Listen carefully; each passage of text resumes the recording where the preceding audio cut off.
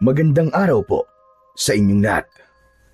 Ang kwentong inyong mapapakinggan ay tungkol sa batang si Tomas na nais maging mahusay na manunugis gaya ng kanyang lolo Rodolfo. Ngunit walang tiwala si lolo Rodolfo kay Tomas, kaya palagi nitong sinasabi na walang pag-asang maging manunugis ang batang si Tomas. Hanggang dumating sa buhay nila ang dayong si Esteban na mabilis na nakapalagayan ng loob ni Tomas. Nang malaman ni Tomas ang isang mahiwagang sandata laban sa mga aswang na matatagpuan sa isang natutulog na bulkan, ay si Esteban ang unang nag-udyok sa kanya para kunin ang naturang sandata. Magtagumpay kaya si Tomas para makuha ang mahiwagang sandata sa natutulog na bulkan, o mabibigo siya at mas lalong liliit ang tingin ni Lolo Rodolfo sa kanya?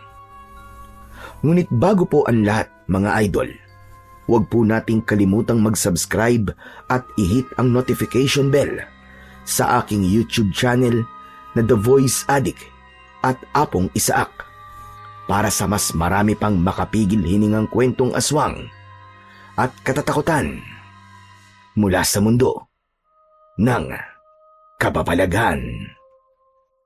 Umpisahan na po natin ang kwento. 5:00 pa lang ng umaga ay nagsasanay na sa pakikipaglaban ang batang si Tomas sa malawak na bakanting lupa sa likod ng kanilang kubo. Kasama niya roon ang kanyang lolo Rodolfo na nag-iisa na lamang niyang kasama sa buhay. Gamit ang payat na kawayan na 5 dangkal ang haba, ay nagkukunwaring naglalaban ang maglolo.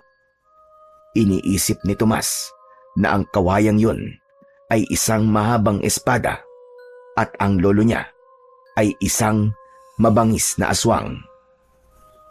Malakas na hinampas ni Lolo Rodolfo ang kawayang hawak ni Tomas at kumawala yun sa kamay niya. Tumalsik palayo ang kawayan at malakas siyang tinusok ni Lolo Rodolfo ng dulo ng hawak nitong kawayan. Sa lakas nun ay napaupo si Tomas at sandali siyang kinapos ng hininga. Diskumpiyadong tinignan ni Lolo Rodolfo si Tomas na may kasama pang pag-ining. Alam mo ba kung gaano na tayo katagal na nagsasanay, ha, Tomas? 3 buwan na, pero hanggang ngayon ay hindi ko pa rin nakikita sa'yo na balang araw ay magiging isa kang magaling na manunugis ng mga aswang. Subukan po natin ulit, Lolo Rodolfo. Pangako po, gagalingan ko na. Gagamitin ko po ang lahat ng mga teknik na itinuro niyo po sa akin. Sige po, isa pa po.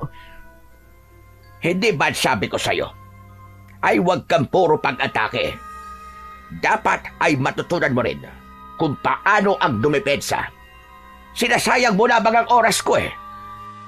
Sige na po, Lolo Rodolfo. Magsanay na po tayo ulit. Gagalingan ko na po talaga ngayon, promise po.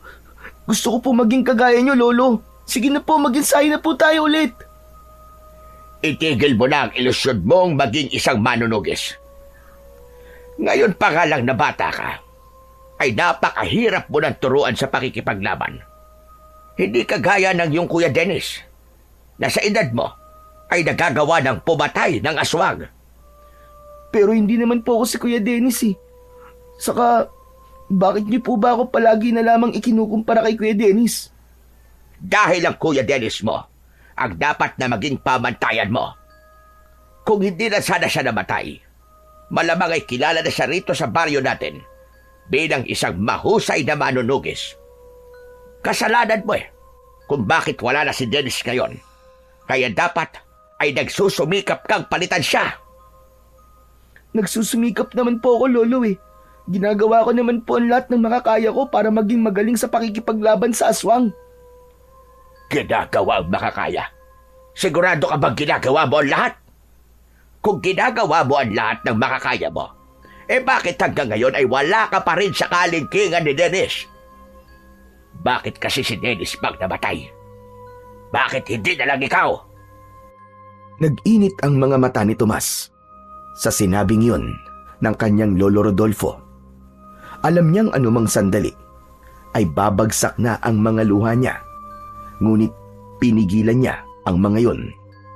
Hindi siya maaaring umiyak sa harapan ni lolo Rodolfo dahil para rito ay pagpapakita ng kahinaan ang pag-iyak, lalo na sa isang lalaki. Tila nagulat din si lolo Rodolfo sa sinabi nito, kaya binitiwan na nito ang hawak nitong kawayan at iniba na nito ang usapan. Sumunod ka na lang sa loob. Mag-aalmusal na tayo. Nagmamadaling iniwanan si Tomas ni lolo Rodolfo. Napakagatlabi si Tomas upang patuloy na pigilan ang kanyang mga luha. Pero hindi siya nagtagumpay dahil tuluyan na siyang umiyak. Ginawa niya ang lahat para hindi siya makagawa ng ingay. Ang Kuya Dennis na tinutukoy ni lolo Rodolfo ay ang panganay na kapatid ni Tomas na namatay noong nakaraang taon.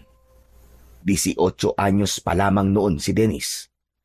Isang aswang ang umatake sa baryo nila at si Dennis ang nakipaglaban.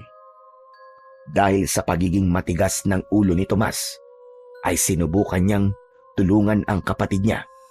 Ngunit nanganib ang buhay ni Tomas dahil sa aswang at namatay si Dennis sa pagliligtas sa kanya. Ang pangyayaring yon ang naging dahilan ng pagbabago ng pakikitungo ni lolo Rodolfo kay Tomas. Palagi na yung galit sa kanya at kahit anong gawin niya ay mali sa paningin nito. Siya kasi ang sinisisi nito sa pagkamatay ng kapatid niya, kaya kahit si Tomas ay ganoon na rin ang iniisip. Nakasalanan niya ang lahat dahil namatay ang kanyang kuya. Pinunasan ni Tomas ang kanyang luha bago siya pumasok sa kanilang bahay. Dumulog siya sa pagkainan kung saan may nakahain na nilagang saging na saba at mainit na kape. Lolo, hindi po ako titigil hanggang sa maging magaling na po ako sa pakikipaglaban. Gusto ko na pong dumating ang araw na may pagmamalaki niyo rin po ako. Hindi mo ba narinig ang mga sinabi ko kanina? Tumigil ka na sa pangarap mong yan, Tomas. Ngayon pa lang ay nakikita ko nang hindi ka magiging manunugis. Nakakalungkot na mapuputol na sa iyo ang lahi natin ng mga manunugis ng mga aswang. Lolo, wag niyo naman po sana akong husgahan kagad ngayon. Hayaan niyo po akong magsanay pa. 3 buwan pa lang naman po simula po nung nagsanay ako, di ba? Bigyan niyo po ako kahit 1 taon. 1 taon? Ha! Nagpapatawa ka ba? Hindi mo ba alam kung gaano katagal ang 1 taon? Saka alam mo ba na maaaring maraming pwedeng mangyari sa loob ng 1 taon? Sa panahon na yan, ay pwedeng may aswang na muling sumalakay dito sa lugar natin. Pero Lolo, sa tingin ko po hindi na po mangyayari yun . Hindi po ba napatay niyo na po yung aswang na pumatay kay Kuya Dennis? Yan. Isa pa yan sa dahilan kung bakit hindi ka maaaring maging manunugis. Masyado kang kampante. Dapat ay palagi mong iniisip ang mga pwedeng mangyari sa hinaharap. Kapag ganyan ka mag-isip, ay madali kang mapapatay ng mga aswang dahil hindi ka marunong maghanda. Babaguhin ko na lang po ang paraan kung paano po ako mag-isip, Lolo. Lahat naman po na sinasabi niyo tinatandaan ko . Kaya kung may mga dapat pa po akong malaman, ay sabihin niyo pa po sa akin. Makikinig po ako sa inyo ng mabuti. Tumigil ka na! Simula ngayon, ay hindi na kita sasanayin, Tomas. Siguro ay maghahanap na lang ako ng iba na karapat-dapat na sanayin para maging isang manunugis. Wala talaga akong pag-asa sa iyo, Tomas. wala ka nang ibinigay sa akin kundi kay hihiyan. Ang mabuti pa ay bigyan mo na lang ng atensyon ang iyong pag-aaral. Dahil kahit anong pagsasanay ang gawin mo, ay hindi ka magiging magaling na manunugis ng mga aswang. Napayuko si Tomas. Mas lalo siyang nangliit sa mga salitang narinig niya mula sa kanyang lolo Rodolfo. Inasahan niya na papalakasin nito ang loob niya, pero kabaligtaran nun ang ginagawa nito. Naniniwala siya na kung manggagaling mismo sa lolo niya ang mga salitang magpapalakas ng loob niya, ay sigurado siya na mas magiging madali para sa kanya na maniwala sa sarili niyang kakayahan. Matapos ang almusal, ay inilagay na ni Tomas ang mga pinagkainan nila sa batalan upang hugasan ang mga yon. Ang lolo naman niya ay nagtungo sa maliit na lupa nila na malapit sa paanan ng bundok, kung saan nag-aalaga ito ng iba't ibang mga tanim na gulay. Naku, wala na palang tubig. Kailangan ko na mag-igib. Lumabas si Tomas na dala ang isang malaking timba. Nagtungo siya sa poso na nakatayo sa harapan ng bahay ng kanilang kapitan. Para sa lahat ang poso na yon, kaya kahit sino ay pwedeng mag-igib doon. Habang pinupuno ni Tomas ng tubig mula sa poso ang timba, ay nakita niya ang kaibigan niyang si Obet na tumatakbo palapit sa kanya. May hawak yung patpat na iwinawas-iwas nito sa hangin na akala mo ay isa yung espada. Uy, Tomas! Kumusta na ang pagsasanay niyo ng lolo mo? Baka naman pwede mong ituro sa akin ang mga itinuro ni Lolo Rodolfo sa'yo. May bago ba siyang teknik at istilong itinuro sa'yo kanina? Ano? Sabihin mo na! Wala, Obet. Anong wala? Teka. Nagdadamot ka na ba sa akin, ha? Daya naman ito. O hindi ba, ang sabi ko sa'yo, gusto ko ring matutong makipaglaban sa mga aswang. Sige na naman, oh. Ituro mo na sa akin ang itinuro sa'yo kanina ng lolo mo. Eto nga, oh. May dala pa akong patpat. Kasi handang-handa na ako. Yan yung magagawa ko, Obet. Wala talagang itinuro sa akin si lolo eh. Saka, wala na. Hindi niya na ako sasanayin sa pakikipaglaban sa mga aswang. Kaya simula ngayon, huwag ka na rin umasa na may mga bagong teknik at estilo kang malalaman mula sa akin. Ano? Parang imposible naman yung sinasabi mo, Tomas. Bakit naman hindi ka nasasanayin ni Lolo Rodolfo? Ikaw na lang ang nag-iisa niyang apo, ah. Kapag hindi ka niya sinanay at tinuruan, sino magmamana ng pagiging manunugis niya? Hindi ba wala na? Kung ayaw mo maniwala sa akin, hindi na kita pipilitin. Pero totoo ang sinabi ko sa'yo. Sabi kasi niya, hindi niya nakikita sa akin ang katangian ng isang pagiging mahusay na manunugis. Ikinukumpara pa nga niya ako kay Kuya Dennis eh. Ano pa bang bago dyan? Pambihira ka naman, no? Kahit nga sa ibang tao rito sa baryo natin, palagi kanyang sinasabi na wala kang panama sa kuya mo. Tapos, narinig ko pala sinabi ng lolo mo na kung buhay daw sana ang Kuya Dennis mo, ay hindi na kailangan matakot sa mga aswang ang mga tao dito sa atin. Kasi napakahusay daw na manunugis ng kuya mo. Sinabi yan ni lolo sa ibang tao? Oo naman. Ako pa nga mismong nakarinig eh. Nalungkot si Tomas sa nalaman niya mula sa kaibigan niyang si Obet. Hindi niya kasi akalain na ipinapaalam pa ni Lolo Rodolfo ang kahinaan niya sa ibang tao. Bigla tuloy siyang nahiyang magpakita sa mga tao sa baryo nila dahil sigurado siya na kapag nakikita siya ng mga yon, ay maaalala ng mga yon ang mga sinabi ni Lolo Rodolfo tungkol sa kanya. Uy, Tomas, puno na yung timba mo. Tama lang pagbomba. Bigla ka namang nawala sa sarili mo. Medyo hindi ko lang kasi nagustuhan na nagkikwento pa si Lolo Rodolfo sa ibang tao nang hindi maganda tungkol sa akin. Hindi ba kung anong kahihiyan ko, ay kahihiyan rin niya? Kasi apo niya ako. Ewan ko ba dun sa lolo mo? Hindi ko rin siya maintindihan kung bakit niya yung ginagawa.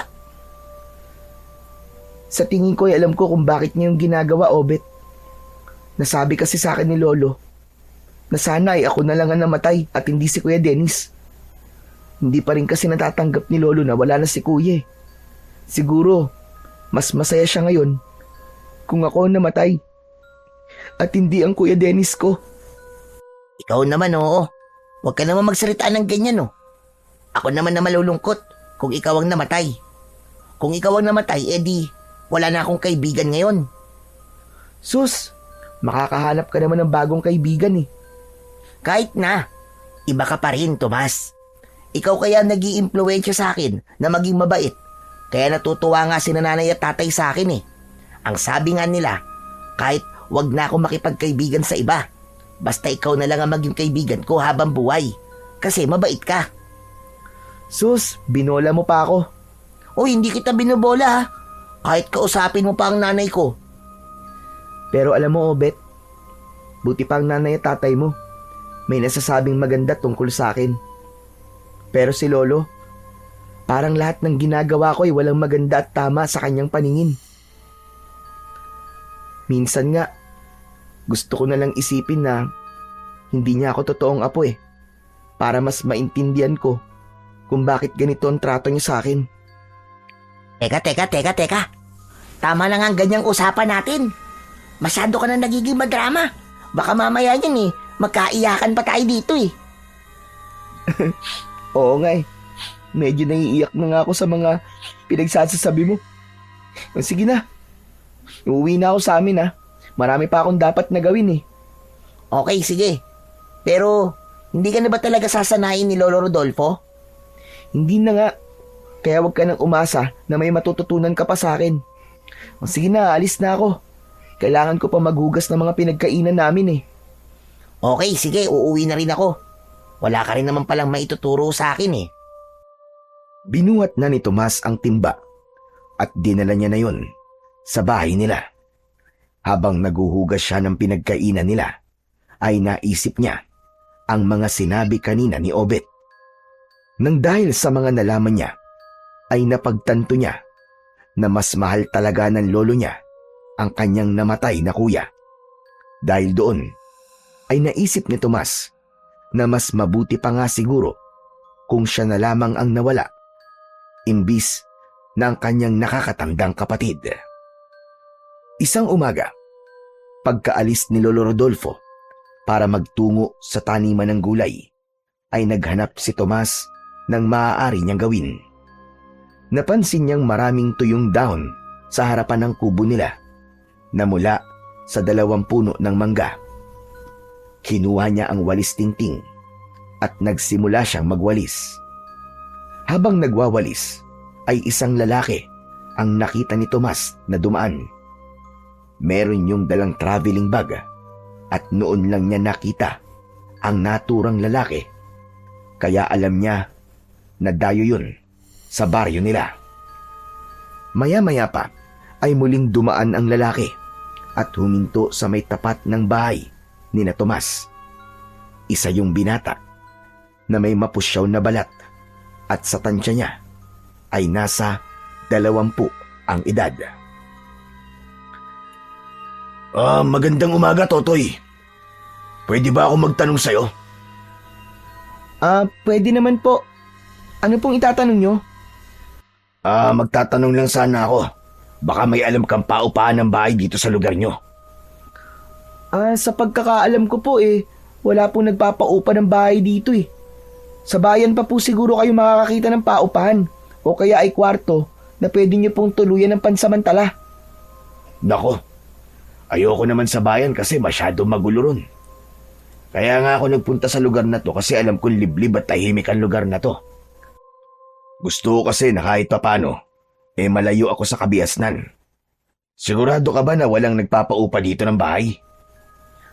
Sigurado po ako Wala po talaga. Sandaling luminga sa paligid ang estrangherong lalaki. Bakas sa mukha nito ang pagkabahala Maya-maya pa ay muling tumingin ang lalaki kay Tomas. Alam ko na, may naisip ako. Baka naman pwedeng diyan na lang ako sa bahay niyo mangupahan. Huwag ka mag-alala kasi magbabayad ako. Naku, pasensya na po. Hindi ko po kasi alam kung papayag po ang lolo ko sa sinabi niyo eh. Baka pwede ko makausap ang lolo mo. Malay mo, pumayag siya sa alok ko. Wala po rito si lolo eh. Nasa taniman po siya ng gulay namin. Mamayang tanghali pa po ang balik niya para kumain. Ah, ganun ba? Paano kaya nito? Galing pa kasi ako sa syudad eh. Kaya malayo ang aking pinanggalingan. Pagod na ako at wala akong ibang gustong gawin kundi ang magpahinga. Naku, pasensya na po talaga kayo ha. At wala po ako maitutulong sa inyo. Baka naman pwedeng makapagpahinga ako sa bahay nyo. Kahit sandali lang. Dito ko na lang hihintay ng lolo mo para makausap ko siya.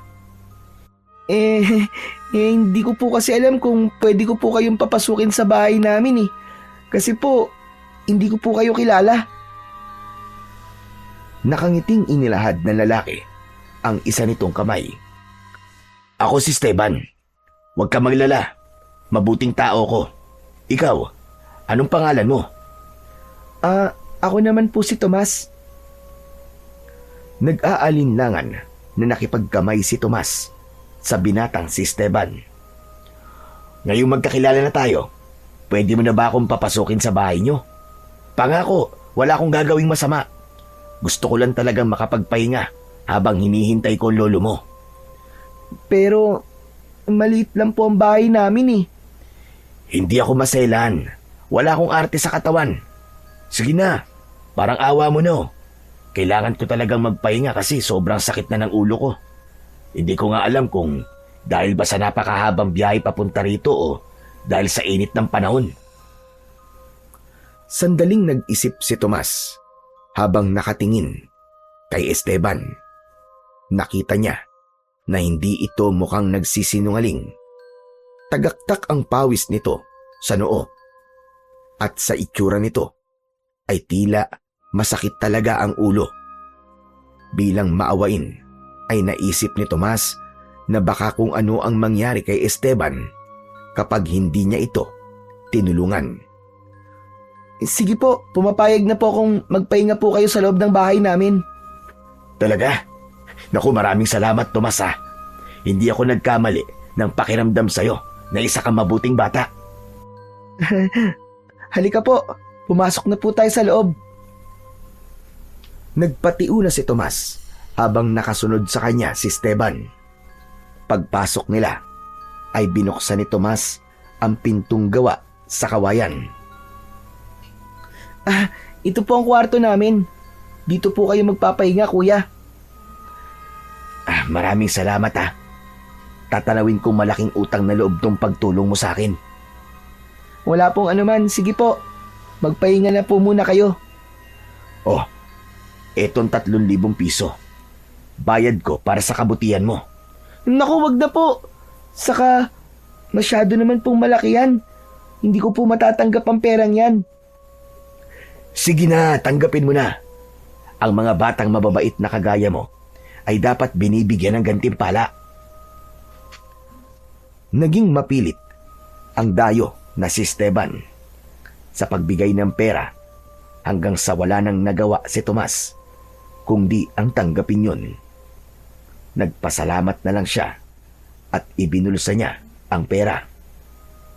Pagpasok ni Esteban sa kwarto ay iniwanan na ito ni Tomas at bumalik na siya sa pagwawalis sa harapan ng kanilang bahay. Maya-maya pa ay bigla siyang natigilan nang maalala niya si Lolo Rodolfo. Bigla siyang kinabahan nang maisip niyang baka mapagalitan siya ng lolo niya dahil nagpatuloy siya ng isang estranghero sa kanilang bahay. Pero alam niya ring wala na siyang magagawa dahil nasa loob na si Esteban at nakakahiya kung paaalisin pa niya yon. Pagsapit ng tanghali ay nagsaing na ang batang si Tomas. Nagprito na rin siya ng isda na siyang ulam nila para sa pananghalian. Nang sandaling yun ay tulog pa rin ang dayo na si Esteban. Hindi nagtagal ay dumating na si Lolo Rodolfo. Bakas sa mukha ng matanda ang matinding pagod. Abala si Tomas sa paghahain kaya hindi niya nagawang salubungin ang matanda. Dire-diretsyong binuksan ni Lolo Rodolfo ang pinto ng kwarto at nagulat ito pagkakita kay Esteban na nakahiga sa kanilang papag. Mabilis na hinugot ni Lolo Rodolfo ang itak sa kaluban at itinutok yun kay Esteban. Sino ka? Anong ginagawa mo rito? Napatakbo si Tomas kay Lolo Rodolfo. Nagising si Esteban at takot na takot ito habang nakatingin kay Lolo Rodolfo dahil sa hawak nitong itak. Lolo! Huwag niyo po siyang sasaktan! Hindi po siya masamang tao! Kilala mo ba ang lalaki niyan? Hindi po. Ay, ang ibig ko po sabihin opo. Ano ba talaga? Oo o hindi? Kanina ko lang po siya nakilala. Siya po si Kuya Esteban. Kanina mo lang nakilala, tapos pinapasok mo na agad dito sa bahay natin? Ano ba klaseng utak ang meron ka, ha, Tomas? Sandali lang ho, Lolo. Huwag po kayong magalit kay Tomas. Huwag mo kong tawagin Lolo, dahil hindi kita apo. Hayaan niyo po ako magpaliwanag. Ako po si Esteban at galing po ako sa syudad. Nagpunta po ako rito sa baryo niyo para tumakas sa gulo ng buhay na meron ako sa lugar kung saan po ako nakatira. Tapos nakiusap po ako kanina kay Tomas na baka pwedeng tumuloy ako rito sa bahay niyo. Pumayag naman po siya at nagbayad pa po ako sa kanya ng 3,000 piso para sa isang buwan na paninirahan ko rito. Ano ka ba? Totoo ba ang sinabi ng lalaking to, Tomas? Nagdesisyon ka sa bagay na yan nang hindi ako tinatanong? Pero Lolo, hindi po. Kuya Esteban, ang sabi niyo po ay magpapahinga lang po kayo. At yung 3,000 po, bigay niyo po sa akin. Nako, hindi yata tayo nagkaintindihan kanina, Tomas. Yung 3,000 na sinabi ko, bayad yun para sa isang buwan na pananatili ko rito sa bahay nyo. Ikaw talagang bata ka. Kahit kailan ay hindi ka nag-iisip. Nagdidesisyon ka nang hindi ako kinakausap. Hala, sige. Ibalik mo sa kanya 3,000 piso. Bumaba si Esteban ng papag at nagulat si Tomas nang lumuhod yun sa harapan ni Lolo Rodolfo. Parang awa niyo na po. Huwag niyo po akong paalisin. Wala na po talaga ako matutuluyang bahay. Anong akala mo? Makukuha mo ako sa pagload-load mo na yan. Umalis ka na. Hindi pa upahan ng bahay ko. Layas! Sige po. Hindi ko na po kayo pipilitin. Pasensya na po. Tumayo si Esteban at kinuha ang dala nitong traveling bag. Ibinalik naman ni Tomas ang perang ibinigay sa kanya ni Esteban. Saka yun lumabas ng kanilang bahay. Matalim ang mga matang tinignan ni Lolo Rodolfo si Tomas. Ikaw na bata ka. Sa susunod na gawin mo ulit ito, ay masasaktan ka talaga sa akin. Hindi ba't maigpit kong bilin na huwag kang magpapapasok dito nang hindi mo kilala? Pasensya na po, Lolo. Naawa lang po talaga ako sa kanya kasi ang sabi po niya, pagod na po siya. Yang pagiging maawain mo ang magpapahamak sa'yo. Tandaan mo yan. Napayuko na lang si Tomas at muli niyang ipinagpatuloy ang paghahain para sa kanilang pananghalian. Hindi na alis sa isip niya ang pagsisinungaling na ginawa ni Esteban kanina. Nang dahil kasi roon ay mas lalong nagalit si Lolo Rodolfo sa kanya. Kinagabihan, magkatabing natutulog sa papag sina Tomas at Lolo Rodolfo. Sabay silang nagising nang makarinig sila ng malalakas na pagkatok sa pinto ng kubo nila. Tomas! Tomas, tulungan niyo ako! Tomas! Parang awa nyo na! Tulong! Sandali lang. Hindi ba't yun yung Esteban? Ano na naman bang ginagawa niya rito? Lolo, humihingi po siya ng tulong.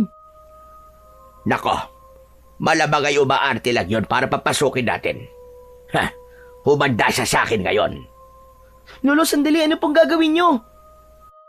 Lumabas si Lolo Rodolfo ng kwarto. Sinindihan nito ang gasera. Sumunod si Tomas sa lolo niya at kinabahan siya dahil kinuha nito ang itak. Malalaki ang hakbang na tinungo ng matandang lalaki ang pinto at saka nito yun binuksan. Kapwa natigilan sina Tomas at Lolo Rodolfo nang makita nila si Esteban na duguan.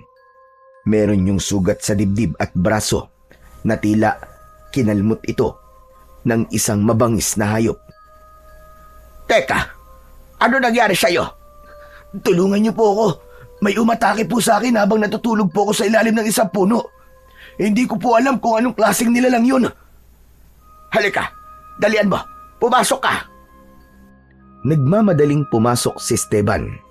Naupo yun sa mahabang upuan na gawa sa kawayan. Bakas sa mukha ng binata ang labis na sakit at panghihina. Agad namang isinarado ni Tomas ang pinto ng kanilang kubo. Maraming salamat po't pinapasok niyo ako. Akala ko talaga'y katapusan ko na. Teka. Ang sabi mo ay inatake ka ng isang nilalang. Ilarawan mo nga ang nilalang na yon. Para siyang halimaw eh. Parang demonyo. Matatalim ang mga tingin niya at matutulis sa mga kuko. Namumula ang mga mata. Basta, nakakatakot po ang itsura niya. Sa buong buhay ko, kanina lang ako nakakita ng ganong nilalang. Hindi ako maaaring magkabali. Aswang. Isang aswang ang nilalang na umatake sa'yo. Ano? Aswang? Hindi naman totoo mga aswang? Sige, kung hindi totoo, ay paano mo ipapaliwanag ang nangyari sa'yo? Sa bagay, galing ka nga pala sa syudad.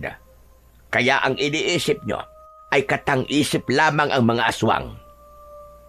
Nagkakabali kayo. Totoo ang mga nilalang na yon. Tama si Lolo, Kuya Esteban. Totoo mga aswang. Isang manunugis ng mga aswang si Lolo Rodolfo at marami na siyang nakalaban at napatay na mga aswang. Lahat sila ay natigilan nang may tila nalaglag na kung anong bagay sa ibabaw ng bubong. Napatingala sila at narinig nila na tila merong naglalakad doon. Sinundan ka rito ng aswang na umatake sa'yo. Ho? Anong gagawin ho natin?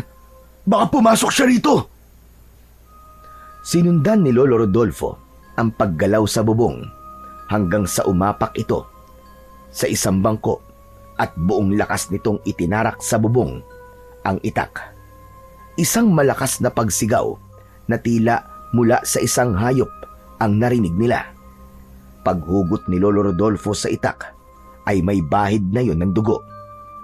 Dito lang kayong dalawa at huwag kayong lalabas kahit na anong mangyari.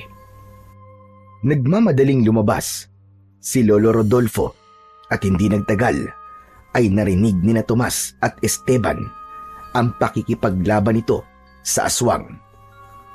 Tahimik at kinakabahan sina Tomas at Esteban. Makalipas ang ilang minuto ay bumalik na si Lolo Rodolfo. Balot ng dugo ang damit nito. Lolo, ano po nangyari? May sugat po ba kayo? Wala. Itong dugo na to ay mula roon sa aswang. Pero wag na kayo mabahala dahil napatay ko na siya. Hindi siya uubra sa akin, lalo na't isa lamang siyang pagkaraniwang aswang. Grabe! Napakagaling niyo po talaga, Lolo! Sana'y ikaw rin. Pero ano pa bang aasahan ko sa iyong bata ka? Umurong ang dila ni Tomas sa sinabing yon ni Lolo Rodolfo. Napayuko siya nang dahil sa pagkapahiya. Lumapit si Lolo Rodolfo kay Esteban. Kailangan malinisan ang sugat mo dahil baka magkaroon niya ng impeksyon. Tomas, kumuha ka ng dahon na tinatapal ko sa sugat, yung nasa gilid ng bahay. Tumalima naman kagad si Tomas at sa paglabas niya ng bahay ay nakita niya sa ilalim ng puno ng mangga ang walang buhay na katawan ng aswang. Tagtad yun ng taga at saksak. Halos maligo na yun sa sarili nitong dugo. Inalis niya ang tingin sa aswang at kumuha siya ng dahon na sinasabi ni Lolo Rodolfo.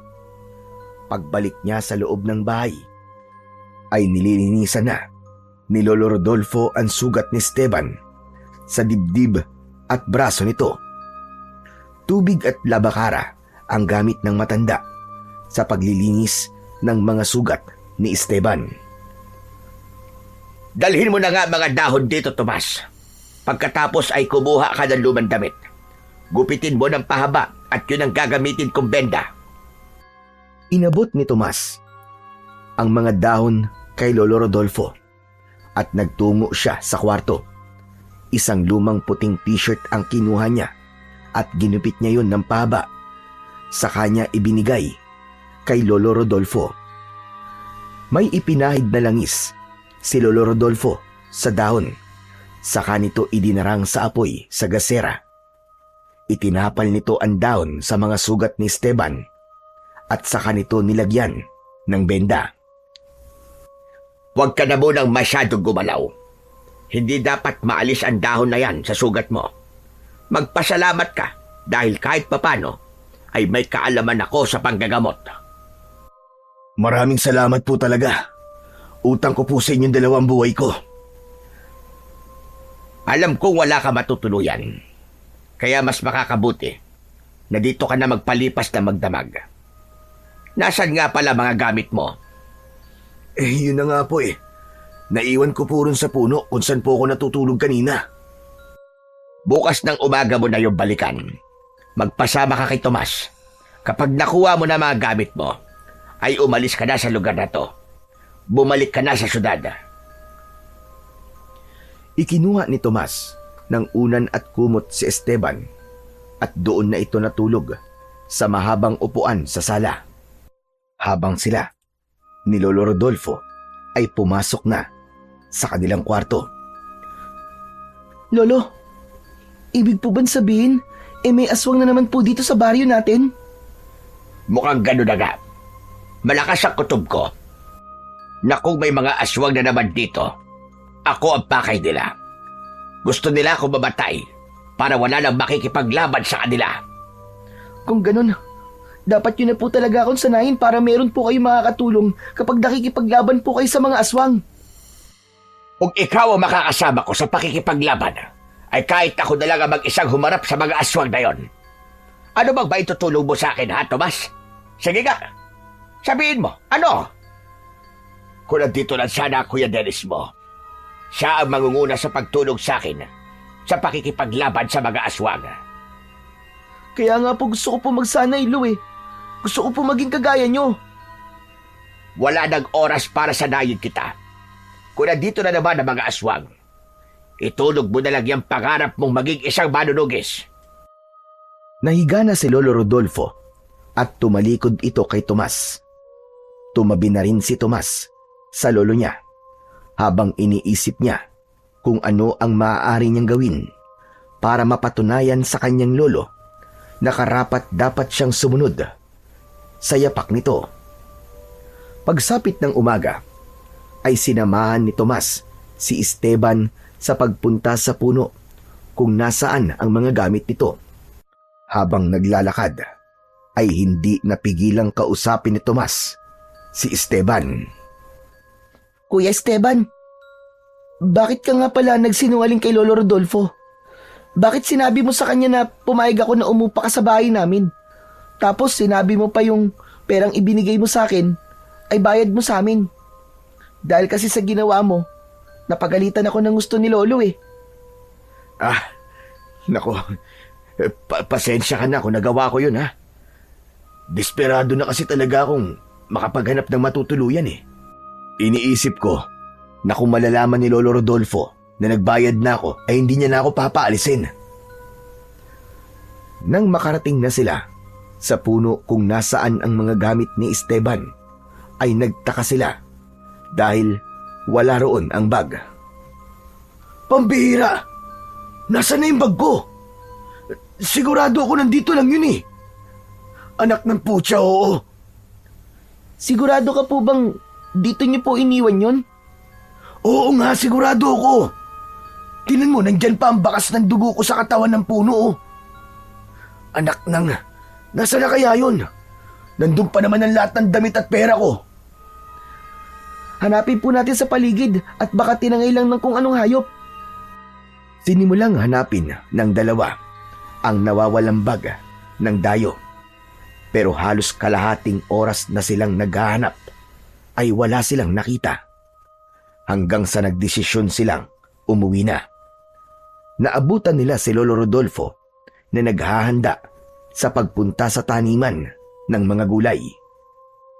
Oh, nasaan na yung mga gamit mo, Esteban? Bakit hindi mo dala?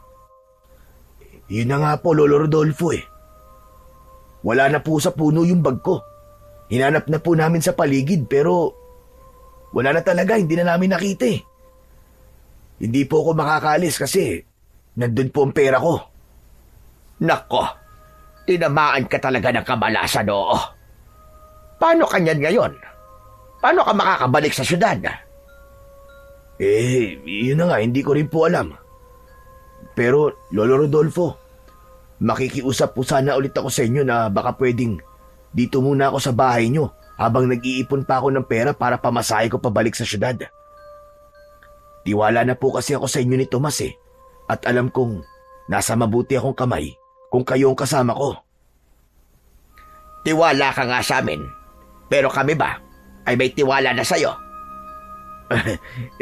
Lolo Rodolfo, hindi naman po ako masamang tao eh.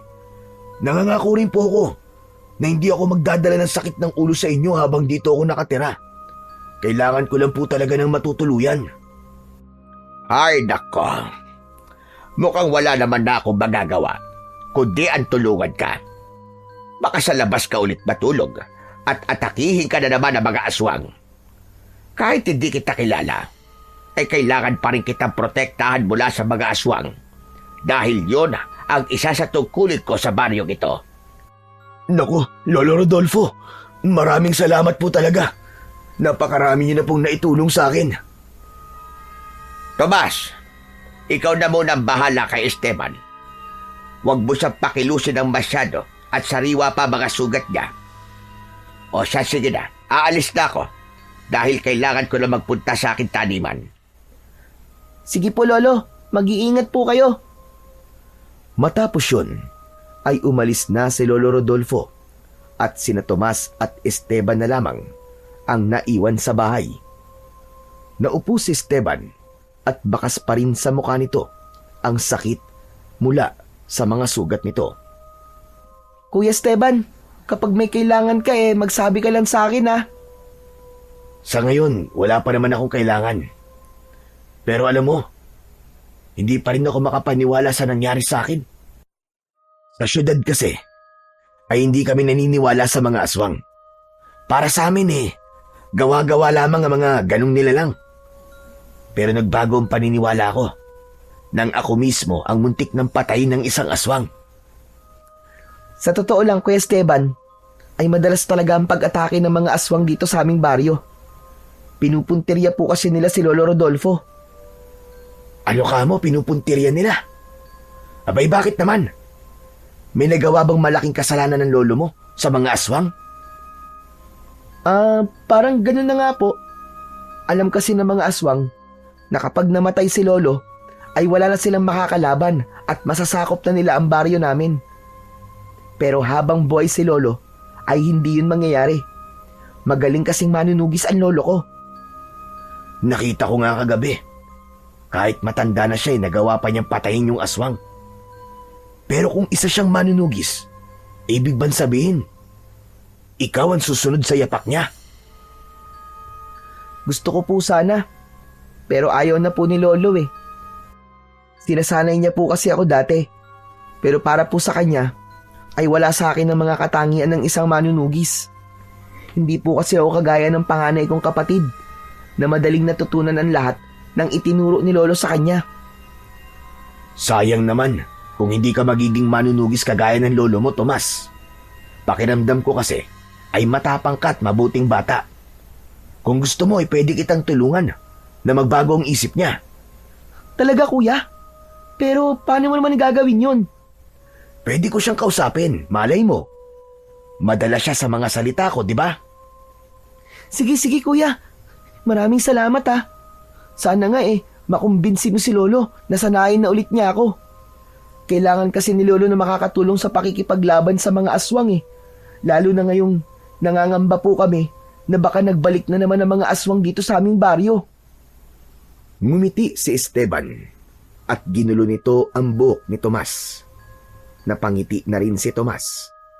Naramdaman niya na tila nagkaroon siya ng kakampi sa bahay na yon sa pagdating ni Esteban. Simula noon ay nanatili muna si Esteban sa bahay ni na Tomas. Kahit sariwa pa ang sugat nito, ay pinilit nitong tumulong kay Tomas sa mga gawaing bahay.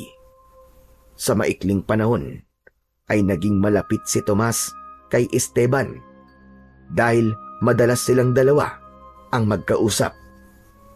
3 gabi ang lumipas na walang naganap na pag-atake ng mga aswang. Ngunit ganun pa man, nanatiling handa si Lolo Rodolfo dahil alam nitong hindi pa tapos ang panganib. Isang gabi, nakita ni Tomas si Esteban na mag-isang nakaupo sa labas ng bahay. Lumapit siya sa bintana at tumabi siya rito. Bakit hindi ka pumasok sa loob, kuya?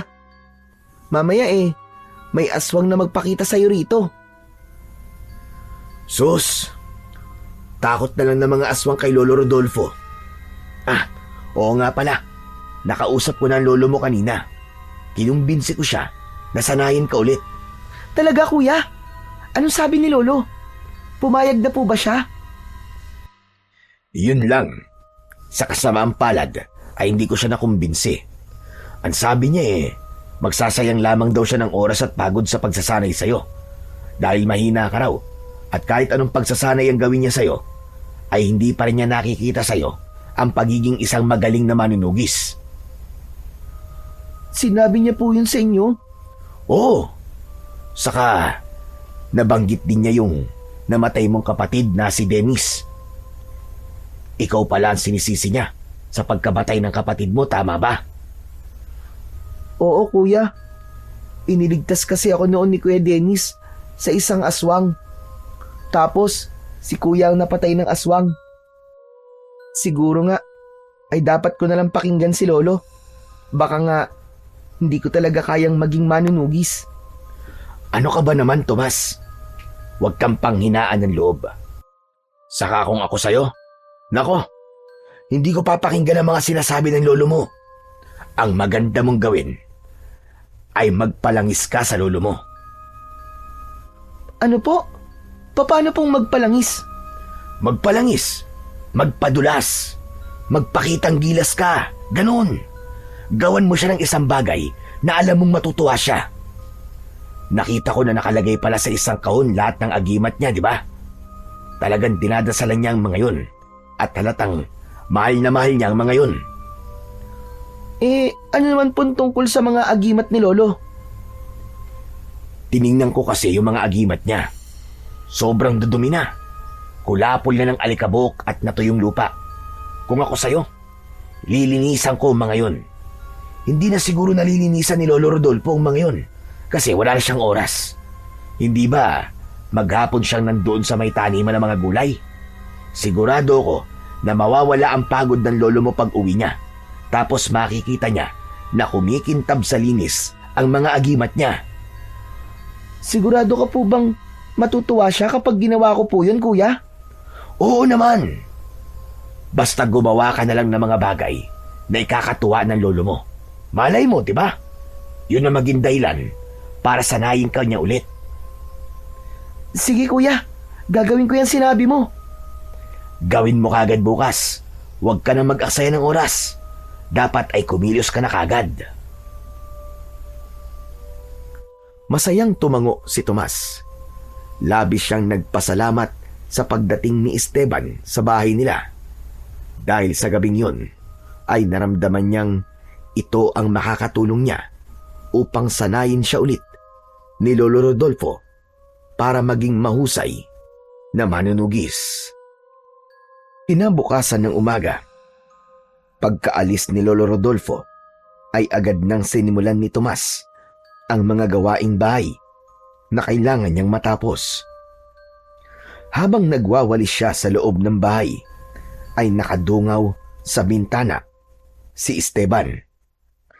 Kuya Esteban, parang inip na inip ka na yata. Tama ka. Simula kasi nang tumira ako rito sa inyo, ay hindi na ako nakakalabas. Ano kaya kung mamasyal ako rito sa baryo nyo, no? Sige kuya, pero hindi kita masasamahan kasi marami pa akong gagawin eh.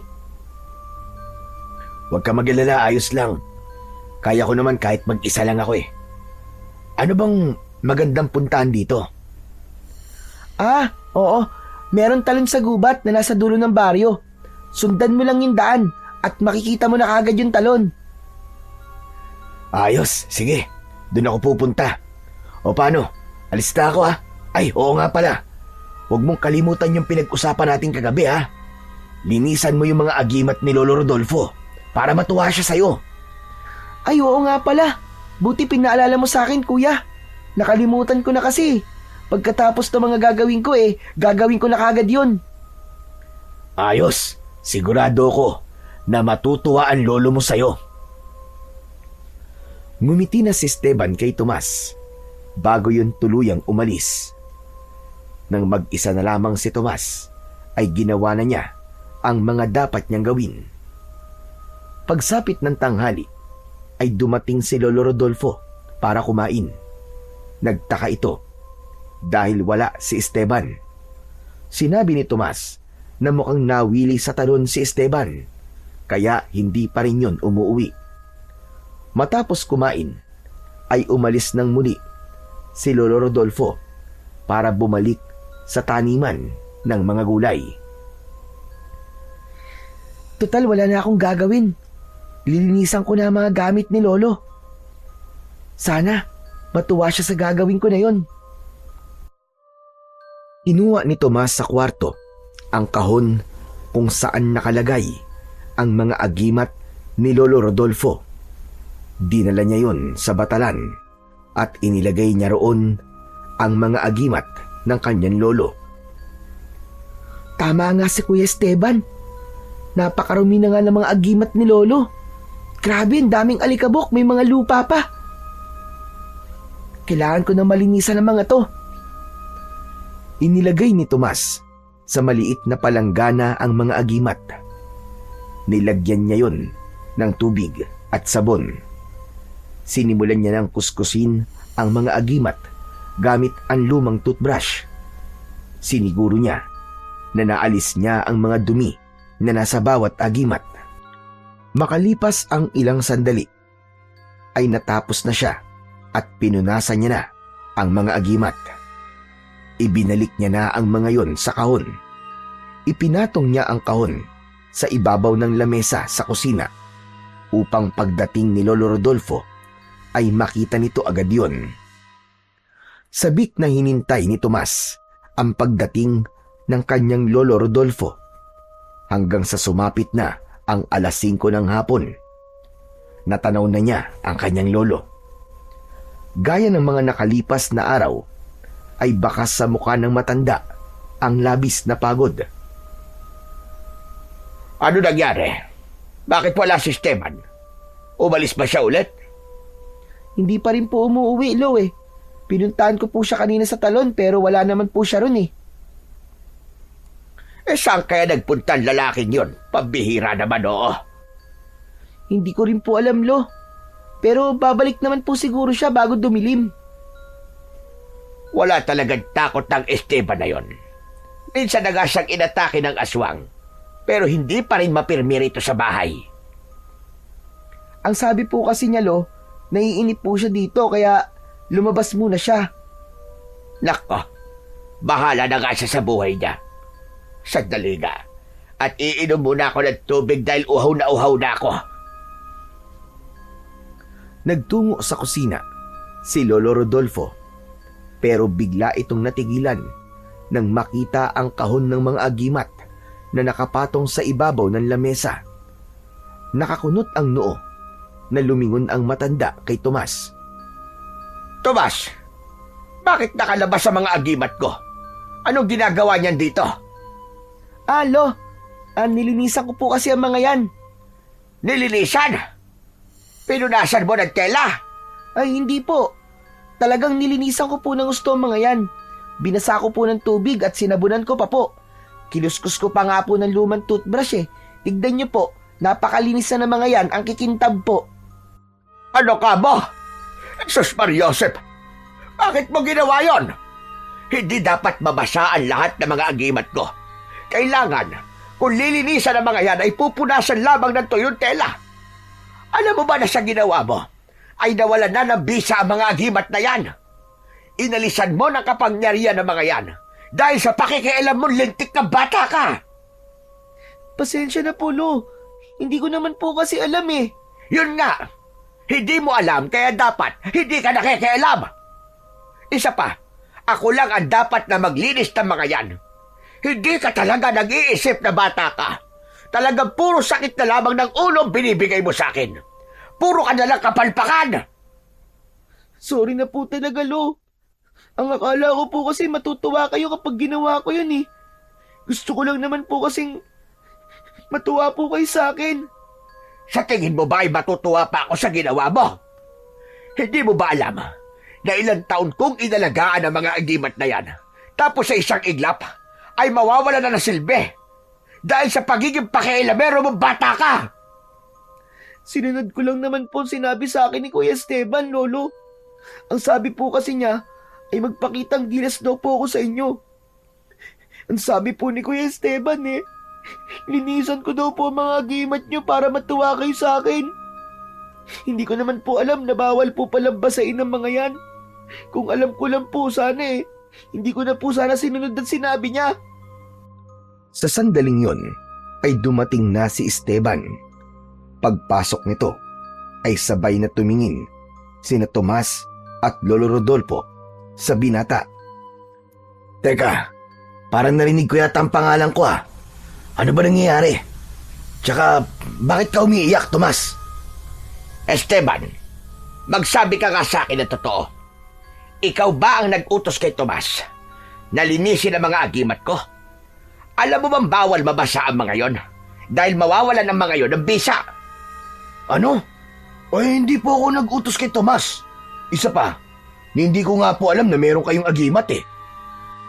Kita mo na yan? Talaga nagagawa mo na magsinungaling sa akin ngayon, Tomas. Ano ba nangyayari sa iyong bata ka? Lolo, nagsasabi po ako ng totoo. Maniwala po kayo sa akin. Si Kuya Esteban po talaga nagsabi sa akin na linisin ko po ang mga agimat niyo kasi ang sabi niya po, matutuwa po kayo sa akin pag ginawa ko po yun. Uy, Tomas, hindi ko alam kung bakit sinasabi mo mga bagay na yan, . Bisita niyo lang ako rito. At alam ko ang lugar ko sa bahay na to. Alam kong wala akong karapatan na makialam sa mga bagay na meron dito sa bahay niyo. Pambihira ka naman, Tomas, wag kang gumagawa ng kwento. Pero... Tama na, Tomas. Manahimik ka na bata ka. Huwag mo nang dagdagan pa ang kasinungalingan na lumalabas dyan sa bibig mo. Inutusan ka man ni Esteban o hindi, ay mali pa rin pinakialaman mo ang mga agimat ko. Alam mo kung gaano ka-importante ang mga agimat na to sa akin. Dahil ginagamit ko mga ito sa pakikipaglaban ko sa mga aswang. Ngayon wala nang bisa ang mga agimat na to. Hindi ko na alam kung may laban pa ba ako sa mga aswang kapag umatake sila. Tuluyan nang napaiyak si Tomas. Dahil pakiramdam niya ay pinagkaisahan siya ng sandaling yun. Nais niyang patuloy na sisihin si Esteban, pero napagtanto niya na siya talaga ang may kasalanan dahil meron naman siyang sariling pag-iisip At sa huli ay desisyon pa rin niya na linisin ang mga agimat ng kanyang lolo Rodolfo. Dapat pala ay nagtanong muna siya sa kanyang lolo. Pakiramdam niya, imbis na makuha niya ang loob ni Lolo Rodolfo, ay tila mas lumayo patuloy ang loob nito at tuluyan ng nagalit sa kanya. Labis na dinamdam ni Tomas ang naturang pangyayari. Hindi muna niya kinausap si Esteban sapagkat nagtatampo siya rito. Isang umaga, habang inaayos ni Tomas ang mga panggatong na kahoy sa gilid ng bahay, ay lumapit si Esteban sa kanya. Aalis sana siya, pero biglang nagsalita si Esteban. Tomas, sandali lang. Alam kong galit ka sa akin dahil sa pagsisinungaling ko. Pero sana, maintindihan mo kung bakit ko ginawa yon. Wala naman na akong magagawa, kuya. Nangyari na yon at hindi ko na mababago. Pero hindi ko po talaga alam kung bakit niyo yun nagawa sa akin. Wala eh. Natakot lang kasi ako na paalisin ako ni Lolo Rodolfo dito kapag nalaman niya na ako ang nag-utos nun sa'yo. Pero Tomas, maniwala ka. Malinis ang intensyon ko sa'yo. Gusto talaga kitang tulungan na mapalapit sa lolo mo para sanayin ka na niya sa pakikipaglaban sa mga aswang. Maniwala ka. Okay lang, kuya. Kailangan ko lang tanggapin na hindi ako magiging manunugis ng mga aswang. Huwag kang mawala ng pag-asa sa pangarap mo. Pwede ka pa rin namang maging manunugis kahit hindi ka sanayin ng lolo mo. Naniniwala ako sa kakayahan mo, Tomas. Tinapik ni Esteban ang balikat ng batang si Tomas at saka yun umalis. Kahit paano ay naintindihan ni Tomas si Esteban kung bakit ito nagsinungaling. Ngunit naisip niya na hindi na dapat siya makinig sa mga sasabihin nito dahil kapag ginagawa niya yun ay parang palagi siyang napapahamak. Hanggang isang gabi, muling sinakmal ng takot ang baryo ni na Tomas nang sabay-sabay na sumalakay ang maraming aswang. Ang katahimikan ng gabi ay biglang napalitan ng sigawan at ingay ng mga taong takot na takot at hindi alam kung saan magtatago. Agad na kumilos si Lolo Rodolfo, dala ang itak. Ito ang nanguna sa pakikipaglaban sa mga aswang. Ang ilang kalalakihan sa baryo ay tumulong sa pakikipaglaban, kabilang na si Esteban.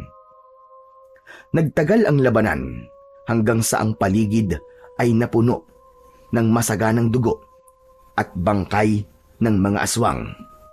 Sa gabing yun ay muling nagtagumpay sa pagpuksa ng mga aswang ang baryo ni na Tomas. Subalit labis na nasugatan si Lolo Rodolfo. Ang katawan nito ay puno ng sugat nang umuwi ito sa bahay. Agad na bumangon ang labis na pag-aalala kay Tomas nang makita niya si Lolo Rodolfo na duguan at sugatan habang akay-akay yun ni Esteban. Sumalubong si Tomas sa dalawa. Diyos ko po, Lolo! Ang dami niyo pong sugat! Lumayo ka sa akin, bata ka! Lumayo ka! Kasalanan mo kung bakit ganito nangyari sa akin. Kung hindi mo sana binasa ang mga agimat ko, ay may magagamit sana ako sa pakikipaglaban sa mga aswang. Tomas, kumuha ka na lang ng panlinis ng sugat ni Lolo Rodolfo. Bilisan mo! Hindi na nagsalita pa si Tomas at habang nilalagyan niya ng tubig ang maliit na palanggana ay nakonsensya siya dahil alam niya na kung may kahit isang gamit na agimat si Lolo Rodolfo ay hindi ito masusugatan ng ganun kalala. Inabot ni Tomas ang panlinis ng sugat kay Esteban dahil alam niya na mainit ang ulo ni Lolo Rodolfo sa kanya. Kaya naman, pumasok muna siya sa kwarto para hindi siya nito makita. Nakaupo lang siya sa papag at patuloy niyang sinisisi ang kanyang sarili sa nangyari sa kanyang lolo Rodolfo. Habang naroon si Tomas, ay narinig niya ang pag-uusap ni na Lolo Rodolfo at ng dayo na si Esteban.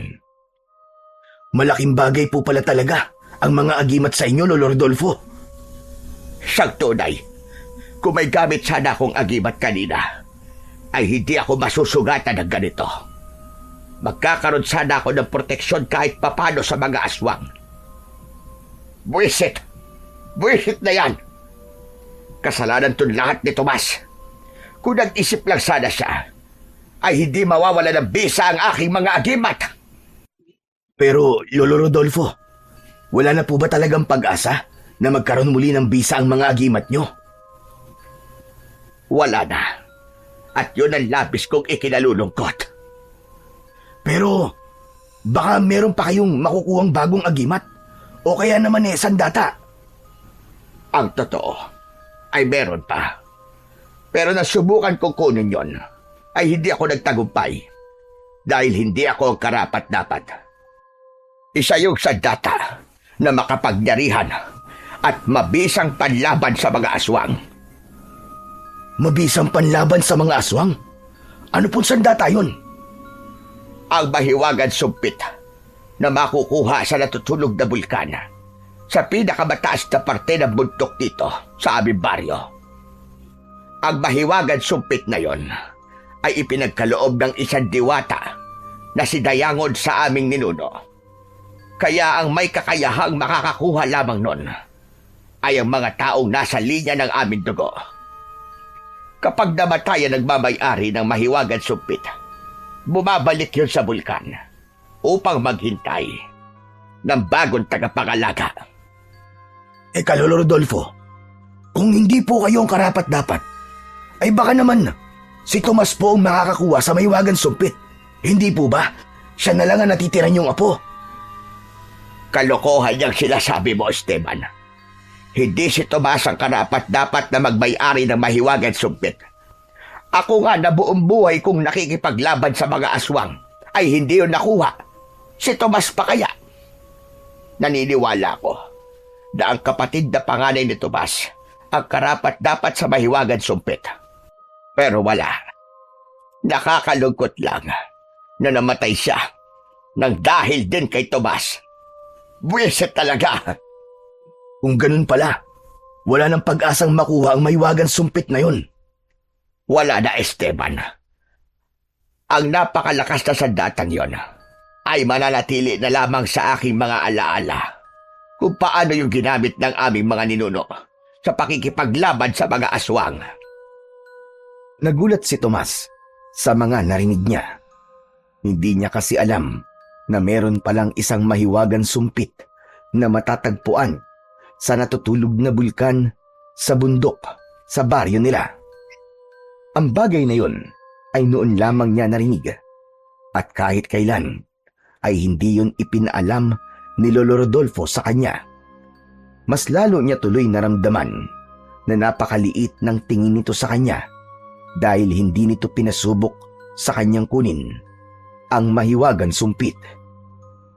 Dahil sa sugatan si Lolo Rodolfo ay hindi muna ito nagtrabaho sa taniman ng mga gulay. Nasa bahay lamang ito habang nagpapahinga at nagpapagaling.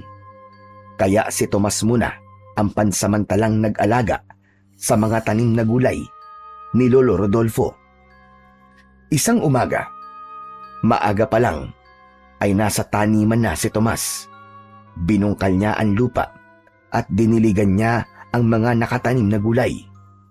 Habang abala siya sa kanyang ginagawa, ay nagulat siya sa biglang pagdating ni Esteban. Oh kuya, anong ginagawa mo rito?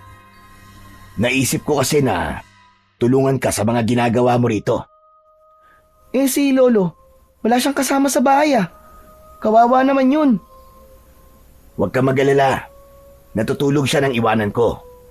Saka sa tingin ko ayos naman na siya, kaya wala kang dapat ipag-alala sa kanya.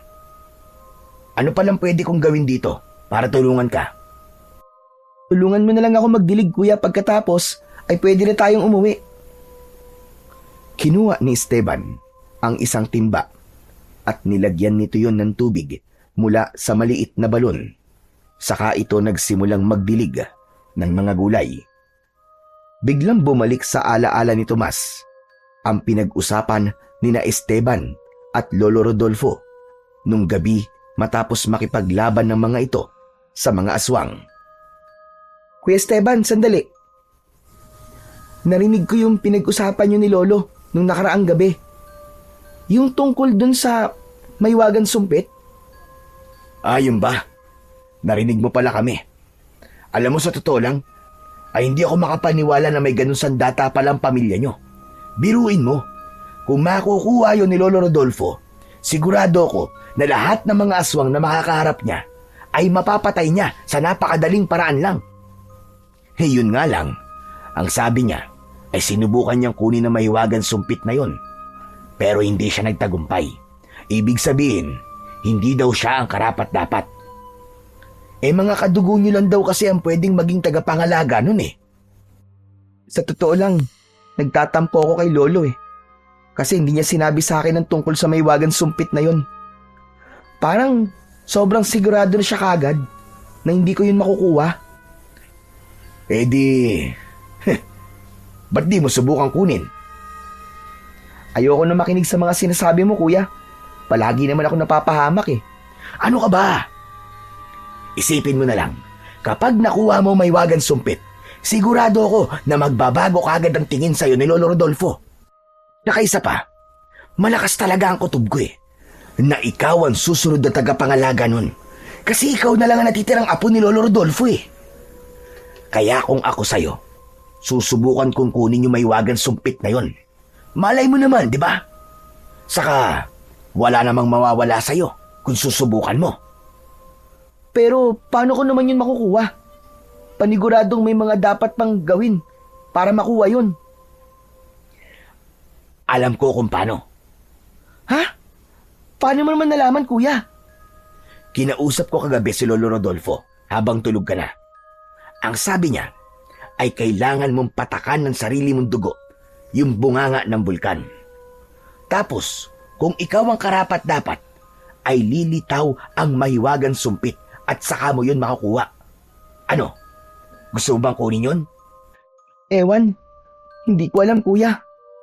Natatakot ako kasi baka mamaya may mangyaring masama kapag sinubukan kong kunin yun. Baka magalit na naman si Lolo Rodolfo sa akin. Alam mo, Tomas, kung palagi mo nalang iisipin na magagalit ang lolo mo sa mga bagay na gagawin mo, ay hindi talaga magbabago ang tingin niya sa'yo. Wala na, habang buhay ng ganun.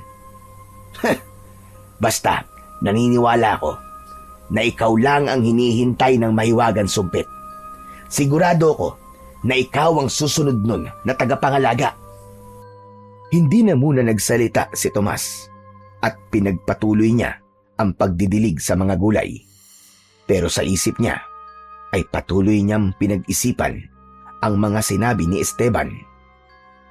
Nagkaroon siya ng pagdadalawang isip kung dapat ba niyang subukang kunin ang Maywagan Sumpit sa natutulog na bulkan. Kinagabihan, hindi magawang makatulog ni Tomas. Iniisip niya pa rin kung dapat ba niyang kunin ang Maywagan Sumpit o mas dapat siyang maniwala kay Lolo Rodolfo na hindi siya ang karapat-dapat na maging susunod na tagapangalaga nun. Hanggang sa isang desisyon na ang nabuo ni Tomas. Bumangon siya at lumabas ng kwarto. Naabutan niya si Esteban na mahimbing na natutulog sa mahabang upuan. Kumuha siya ng kutsilyo sa kusina. Sinindihan niya ang lampara at saka siya lumabas ng bahay. Tahimik ang gabi na tinahak ni Tomas ang daan papunta sa bundok. Kailangan ko tong gawin para hindi ako magkaroon ng pagsisisi kung bakit hindi ko sinubukan kunin na Maywagan Sumpit. Tama si Kuya Esteban. Kapag nakuha ko Maywagan Sumpit, ay siguradong magbabago na kagad ang tingin sa akin ni Lolo Rodolfo. Matapang na umakyat sa bundok si Tomas.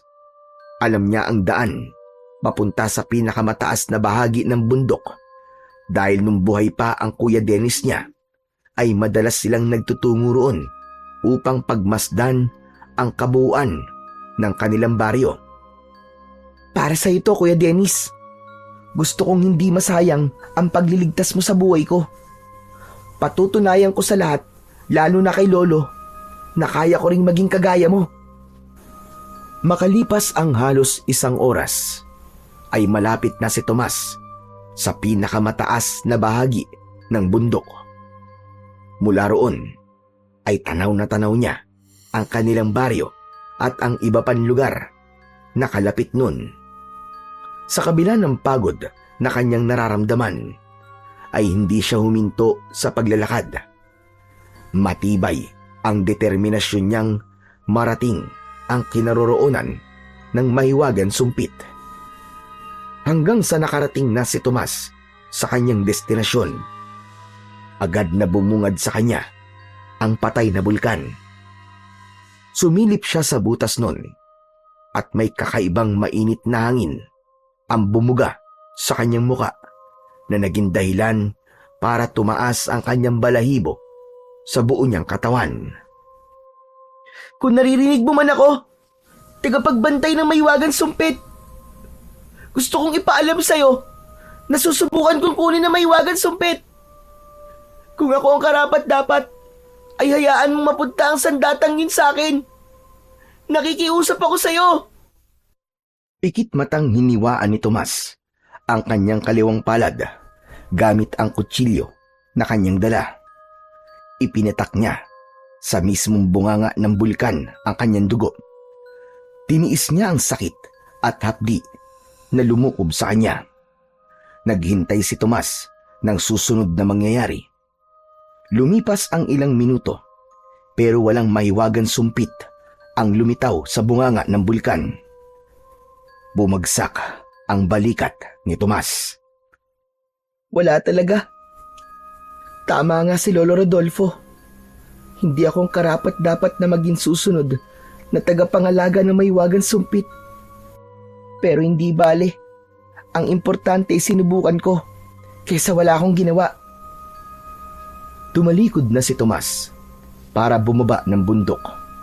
Ngunit hindi pa siya nakakakbang nang biglang umuga ang lupa. Nawalan siya ng balanse at napaupo siya sa lupa. Mas naging malakas ang pag-uga kaya nakaramdam na ng takot si Tomas. Paglingon niya sa bunganga ng bulkan ay nagimbal siya ng puno na yun ng naglalagablab na apoy. Mula sa apoy ay lumitaw ang isang babae na nakasuot ng pulang damit. Kahit balot ng apoy ang babae, ay hindi yun nasusunog o kahit ang damit nito. Tatakbo sana si Tomas pero naisip niya na baka ang babaeng yun ang diwatang nagbigay ng mahiwagang sumpit sa kanilang ninuno. Sinama mo ko, kaya ako ngayon ay nasa iyong harapan. Ako si Dayangon, ang diwatang tagapagbantay ng bulkang ito at ng mahiwagang sumpit na iyong ninanais. Ha? Dayangon? Tama nga ako. Ikaw ang diwatang nagbigay ng mahiwagang sumpit sa mga ninuno namin noon. Marahang tumayo si Tomas. Matikas siyang tumindig sa harap ng diwata. Ang iyong dugo, nalilinya ito sa angkan ng mga taong maaaring maging tagapangalaga ng mahiwagang sumpit. Sabihin mo sa akin, bakit mo ito nais na makuha? Mahal na diwatang Dayangon, gusto ko po kasing patunayan sa lolo ko na karapat dapat ako maging isang manunugis. Bukod doon, gusto ko rin pong labanan ng mga aswang na sumasalakay sa aming baryo. Alam ko po na hindi na sila kaya ng aking lolo dahil wala na po siyang mga agimat. Aking nararamdaman na ikaw ay nagsasabi ng totoo. Ngayon, bibigyan kita ng pagkakataon upang kunin ang mahiwagang sumpit. Ikinumpas ni Dayangon ang mga kamay nito. Kasunod nun ay lumitaw sa harapan ng diwata ang isang malaking bato na hanggang bewang ni Tomas ang taas. Sa itaas ng bato ay nakatusok ang mahiwagang sumpit. Yan ang mahiwagang sumpit na iyong ninanais, bata. Subukan mo itong kunin. Kapag ito ay iyong nahugot mula sa bato, ibig sabihin ay ikaw na ang matagal nang hinihintay ng sumpit na bago nitong tagapangalaga. Napalunok si Tomas. Hindi siya makapaniwala na nasa kanyang harapan na ang bagay na magiging tulay upang magkaroon ng malaking pagbabago sa kanyang buhay. Lumapit siya sa bato at pinagmasdan niya ng mabuti ang mahiwagang sumpit. Gawa ang mahiwagang sumpit sa kawayan, ngunit may disenyo yun ng mga lumang simbolo. Kakulay yun ng lupa. Hindi pa man niya yun nahahawakan, ay nararamdaman na niya ang kapangyarihan na taglay nun. Sige na. Ano pang hinihintay mo, bata? Kunin mo na ang mahiwagang sumpit. Sandali lang po. Paano po kung hindi ko makuha ang mahiwagang sumpit? Ibig po bang sabihin ay hindi po akong karapat-dapat? Tama ka. Sapagkat tanging mga karapat-dapat lamang ang makakakuha niyan. Pero susubukan ko po. Huminga muna ng malalim si Tomas. Dahan-dahan niyang inilapit ang kanang kamay sa mahiwagang sumpit. Nang mahawakan niya yon, ay unti-unti yung uminit hanggang sa para na yung nagbabagang apoy. Ganun pa man, tiniis ni Tomas ang sakit. Hinawakan niya na ng 2 kamay ang sumpit at hinila niya na yon. Usang kumawala sa bato ang sumpit. Hindi makapaniwala si Tomas na nagawa niya yung makuha. Ang galing! Nakuha ko! Nakuha ko! Mahiwagang diwatang dayangon! Tingnan mo! Nakita ko mahiwagang sumpit! Nakuha ko! Ang galing ko! Binabati kita, bata. Simula sa gabing ito, ay ikaw na ang bagong tagapangalaga ng mahiwagang sumpit. Tanging ikaw lamang ang makakagamit ng taglay nitong kapangyarihan. At huwag mo itong ipapahawak sa iba, lalo na't hindi mo alam ang kanilang tunay na intensyon. Babalik lamang ang mahiwagang sumpit kung saan ito nakahimlay. Sa sandaling ikaw ay bawian na ng buhay. Mahal na diwatang dayangon, maraming salamat po. Sobrang saya ko dahil nakuha ko po to. Pero, paano ko po ba to gagamitin? Gamitin mo to gaya ng isang normal na sumpit. Ito ay maglalabas ng isang tinik na kapag tumama sa mga aswang ay malulusaw sila na para bang sinusunog.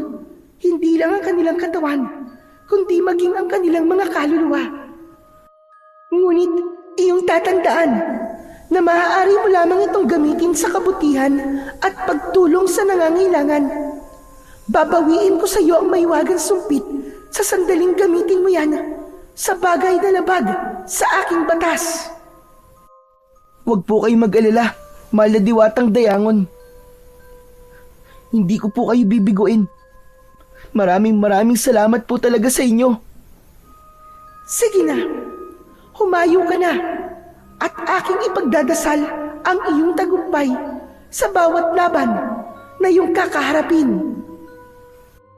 Hanggang sa nilamon nang naglalagablab na apoy si Dayangon, at nang mawala na ang apoy, ay nawala na rin ang diwata. Nakangiting pinagmasdan ni Tomas ang mahiwagang sumpit. Yes! Sa wakas nakuha kita! Sigurado ako na hindi makakapaniwala si Lolo kapag nalaman niya na ako na ang bagong tagapangalaga mo ngayon. Kailangan ko nang umuwi para sabihin sa kanya magandang balita na to. Inuwa na ni Tomas ang lampara at saka siya naglakad pababa ng bundok.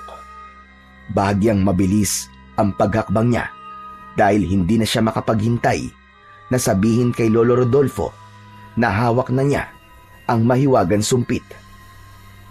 Makalipas ang kalahating oras na paglalakad, pababa ng bundok, ay huminto muna si Tomas upang magpahinga.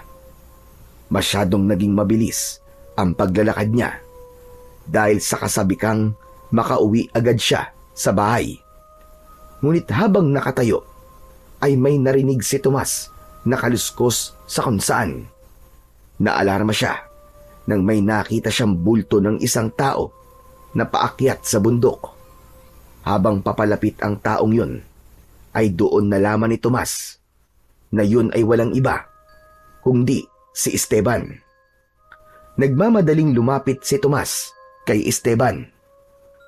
Kuya Esteban, ano ginagawa mo rito? Sinundan kita. Paano mo nalaman na nandito ako, kuya? Ang totoo ay nagising ako nang umalis ka sa bahay. Sinundan kita at alam ko na susubukan mong kunin na maiwagang sumpit. Nainip na ako maghintay sa'yo sa ibaba ng bundok kaya eto, umakyat na ako. Ano pala nangyari? Nagtagumpay ka ba? Oo, kuya. Nagtagumpay ako. Tignan mo. Nakuha ko may wagang sumpit. Yan na ba talaga maiwagang sumpit? Nakuha mo talaga? Opo, kuya. Ito na talaga yun. Kahit nga ako, hindi ako makapaniwala na ipinagkaloob sa akin to ng diwatang si Dayangon. Hindi ba sabi ko sa'yo na sigurado ko na ikaw ang susunod na magiging tagapangalaga niyan? Tignan mo, at nasa kamay mo na ngayon ang bagay na yan. Ayos, masaya ako para sa'yo, Tomas. Sobra kitang pinagmamalaki. Maraming salamat, kuya. Ikaw talaga ang unang naniwala sa akin. Hindi na ako makapaghintay na makauwi sa bahay namin para malaman ni Lolo na nasa akin na may wagang sumpit. Sigurado ako matutuwa sa'yo ang Lolo Rodolfo mo. Pero bago tayo umuwi, pwede ko bang hawakan ang maiwagang sumpit? May malaking ngiti na inilahad ni Esteban ang kaliwa nitong kamay habang nakatingin ito ng diretso kay Tomas. Natigilan naman si Tomas sa gustong mangyari ni Esteban. Nagkaroon siya ng pag-aalinlangan na ipahawak ang mahiwagang sumpit kay Esteban kahit nakita niya sa mukha nito na gusto talaga nito yung mahawakan. Bakit nakatulala ka lang dyan? May problema ba? Wala naman, kuya. Pero sa tingin ko, hindi ko to pwedeng ipahawak sa ibang tao. Ano? Bakit naman? Sandali ko lang naman hahawakan tapos ibabalik ko na rin sa iyo eh. Gusto ko kasing makahawak ng ganyang uri ng sandata kahit isang beses lang sa buhay ko. Sorry talaga, kuya. Pero ang sabi kasi sa akin ng diwata ay hindi ko to pwedeng ipahawak sa ibang tao. Sana naman naiintindihan mo ko. Ay, ganun ba? Oo naman, naiintindihan kita, Tomas. Walang problema sa akin.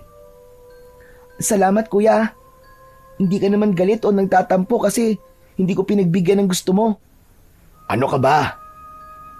Bakit naman ako magagalit?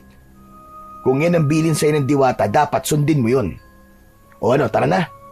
Bumaba na tayo rito sa bundok at umuwi na tayo sa bahay nyo. Sige, tara na, kuya. Gusto ko na talaga malaman ni Lolo na nakuha ko na may wagang sumpit. Magkasabay na naglakad sina Tomas at Esteban pababa sa bundok. Naging magaan ang pakiramdam ni Tomas dahil hindi nagalit si Esteban nang hindi niya rito ipahawak ang mahiwagang sumpit. Ramdam ni Tomas ang kapangyarihan ng sumpit simula nang makuha niya yon na para bang sa maikling minuto pa lamang ay nagkaroon na sila ng koneksyon. Oo nga pala, kuya. Tulog pa ba si Lolo nang umalis ka sa bahay namin? Sa tingin ko tulog siya eh. Nasa kwarto siya nang umalis ako. Sa tingin mo ba ay matutuwa talaga si Lolo kapag nalaman niya na ako ang bagong tagapangalaga ng may wagang sumpit? Oo naman. Ibig sabihin lang nun ay karapat dapat kang sumunod sa yapak niya. Yung diwata nga, pinagkatiwalaan ka eh. Si Lolo Rodolfo pa kaya? Kung ganun, ay sasanayin niya na ako ulit sa pakikipaglaban sa mga aswang at magiging mahusay din ako manunugis kagaya niya. Ayos! Sigurado ko na mangyayari yan, Tomas. Mas lalong naging masaya si Tomas sa mga narinig niya mula kay Esteban. binilisan na nilang dalawa ang paglalakad hanggang sa tuluyan na silang nakababa sa bundok. Naging madali na ang kanilang paglalakad dahil patag na ang nilalakaran nila.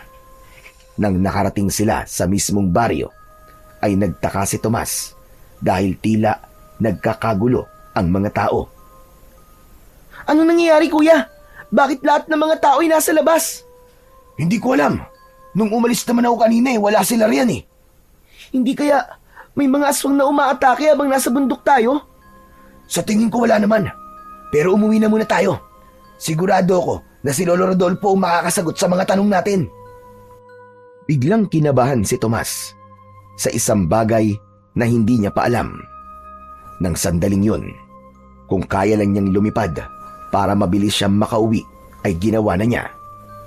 Kulang na nga lang ay tumakbo sila ni Esteban ng napakabilis. Sa wakas ay nakarating na sila sa bahay. Natigilan si Tomas nang makitang nakabukas ang pinto ng kanilang bahay. Agad siyang pumasok at pagbukas niya sa pinto ng kwarto ay wala roon si Lolo Rodolfo. Napakagulo ng buong kwarto na para bang dinaanan yun ng bagyo. Kuya, wala rito si Lolo Rodolfo. Nasaan siya? Ano ba talaga nangyari rito? Teka, hindi kaya nasa labas lang siya? Hanapin natin! Nagmamadaling lumabas ng bahay sina Tomas at Esteban. Hindi pa sila nakakalabas ng bakuran nang salubungin sila ni Obet.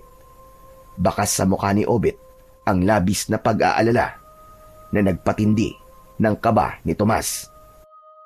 Tomas! Buti naman at nakita na kita. Kanina pa kita hinahanap eh. Bakit, Obet? Ano ba nangyari? Alam mo ba kung nasan si Lolo Rodolfo? May mga aswang kasi sumalakay dito kanina. Tapos, kinuha nila ang lolo mo. Ano? Paano kinuha? Dinukot nila. Kinidnap. Basta ganun. Sabi ko na nga ba? Saan nila dinala si Lolo? Alam mo ba? Sa gubat, doon nila dinala si Lolo Rodolfo. Humarap si Tomas kay Esteban. Kuya, kailangan kong iligtas si Lolo. Nanganganib ang buhay niya sa mga aswang. Hindi siya makakalaban sa mga yun dahil wala na siyang agimat. Huwag ka mag-alala dahil tutulungan kita. Tinulungan niyo ako na magkaroon ng pansamantalang tahanan dito. Kaya ito na ang pagkakataon ko para makabawi.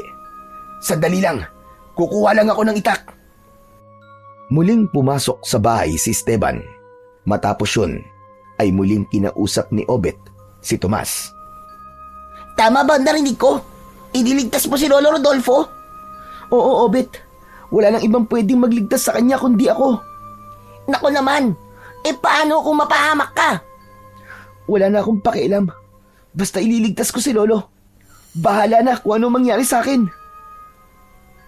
Nang sandaling yon, ay naputol na ang pag-uusap ni na Tomas at Obet dahil lumabas na si Esteban na may bit-bit na itak. Wala lang sinayang na oras sina Tomas at Esteban. Patakbo nilang tinahak ang daan papunta sa gubat habang sa puso ni Tomas ay umaasa siya na hindi pa huli ang lahat para mailigtas niya si Lolo Rodolfo mula sa mga kamay ng aswang. Nang makapasok na sa kagubatan sina Tomas, ay agad nilang hinanap si Lolo Rodolfo. Naghanap sila ng mga bakas ng mga aswang pero wala silang nakita. Sa lawak ng gubat, alam ni Tomas na mahihirapan sila ni Esteban na suyurin yun. Sandali lang, Tomas! Bakit, kuya? Hindi tayo pwedeng tumigil kahit isang segundo dahil ba ako ano nang ginagawa ng mga aswang na yung kay Lolo? Alam ko, pero may naisip akong plano. Sa tingin ko, ay mas makabubuti kung maghihiwalay tayo nang sa ganun ay magkaroon tayo ng mas malaking tsansa na mahanap si Lolo Rodolfo. Sa tingin ko'y tama ka, kuya. Sige, maghiwalay tayo ng paghanap kay Lolo. Sa pagkakataon na yon, ay naghiwalay na sina Tomas at Esteban. Nang mag-isa na si Tomas, ay mas lalo niyang naramdaman ang kaba at takot sa kung ano na ang maaaring nangyayari sa kanyang lolo Rodolfo. Sinuyod ng mabuti ni Tomas ang bawat kasulok-sulukan ng gubat. Hindi siya huminto kahit tagaktak na siya ng pawis sa buo niyang katawan. Hindi nagtagal ay isang aswang ang biglang sumulpot sa kanyang harapan. Biglang tumakbo palayo ang aswang na parabang nais nito na sumunod siya rito. Sinundan ni Tomas ang aswang hanggang sa nakarating siya sa parte ng gubat na walang masyadong puno. Naroon si Lolo Rodolfo. Hawak ng dalawang aswang ang magkabilaan nitong braso habang nakaluhod ito sa lupa. May mga sugat sa katawan ang matanda at bakas sa muka nito ang panghihina. May ilan pang aswang ang naroon. Merong nakaupo sa sanga ng mga puno at ang iba ay nasa likuran ni Lolo Rodolfo. Lolo! Nandito na po ako para iligtas ka!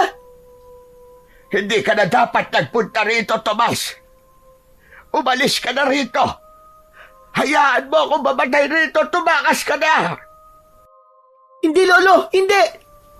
Hindi ko po pwedeng hayaang mangyari yon. Tignan niyo po! Nakuha ko na po may wagan sumpit. Ako na po ang tagapangalaga nito, Lolo. May sandata na po ako.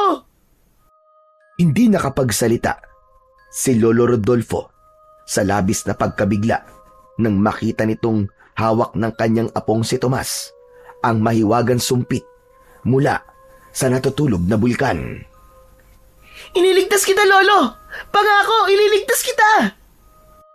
Hanggang sa mula sa likod ng mga aswang ay lumabas si Esteban. Nakangisi yun at huminto yun sa tabi ni Lolo Rodolfo. Tama ka, Tomas. Ikaw nga ang magliligtas sa mahal mong lolo. Pero hindi lang ikaw, kundi maging ang mahiwagan sumpit.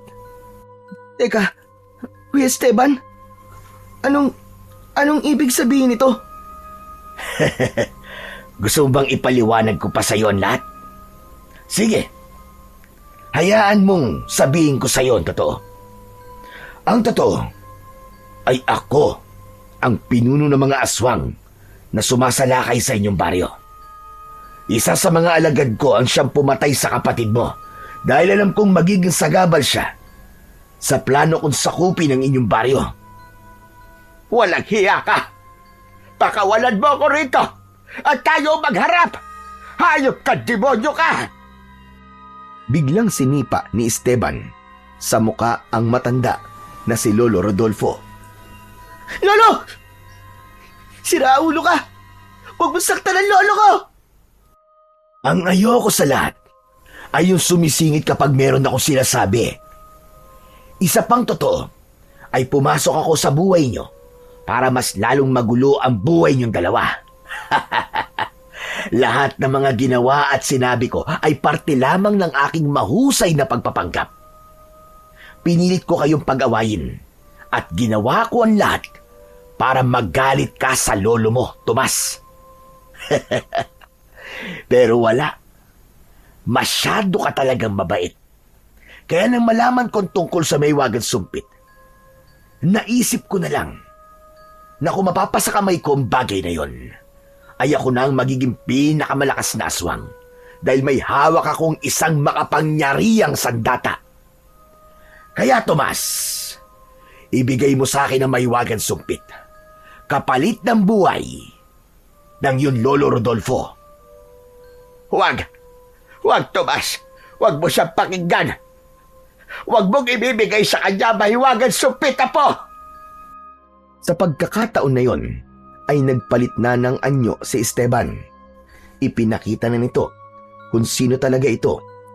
Mula sa pagiging tao, ay naging isa itong aswang na may mapupulang mga mata, matutulis na mga ngipin, at matatalas na mga kuko. Hinawakan ng aswang na si Esteban sa batok si Lolo Rodolfo at hinila nito ang matanda patayo. Itinutok ng aswang ang mga kuko nito sa leeg ni Lolo Rodolfo. O ano? Bilisan mo na ang pagdidesisyon, Tomas. Madali akong mainip. Parang awa mo na. Huwag mong papatayin ang lolo ko. Maawa ka sa kanya. Hindi siya mamamatay kung ibibigay mo sa akin ang gusto ko. Akin na ang mahiwagang sumpit. Tomas, huwag mong ibibigay sa aswang na ito ang gusto niya. Hindi natin alam ang maaaring mangyari kapag napunta ang sandata na yan sa maling mga kamay. Matanda na ako, Apo. At kontento na ako sa mga nagawa ko sa aking buhay. At wala na akong pakialam kung mamamatay man ako ngayong gabi. Kaya ngayon, Apo, hihingi na ako ng tawad sa iyo. Patawarin mo ko kung ikaw ang sinisisi ko sa pagkamatay ng kapatid mo. Kahit alam ko naman na nasasaktan ka rin sa pagkawala niya. Patawad kung naging matigas ang puso ko sa iyo. Pero bago ko mawala, gusto kong malaman mo na mahal kita at ipinagmamalaki kita, Apo. Lolo, ayoko po mawala kayo. Hindi ko po kaya. Nawala po kayo sa tabi ko, Lolo. Mahal na mahal ko po kayo. Tumigil na kayo! Masyado na kayong emosyonal. Ibigay mo na lang sa akin ang maiwagang sumpit, Tomas. Dahil nanginginig na ang mga kamay ko. Masama akong naiinip. Oo, sige na. Ibibigay ko na. Patawad po, Lolo. Kung susuwayin kita. Ayoko pong mamatay kayo, Lolo. Huwag, Tomas! Huwag! Tumahimik ka, matanda ka! Hayaan mong si Tomas ang magdesisyon. Unti-unting lumapit si Tomas kay Esteban.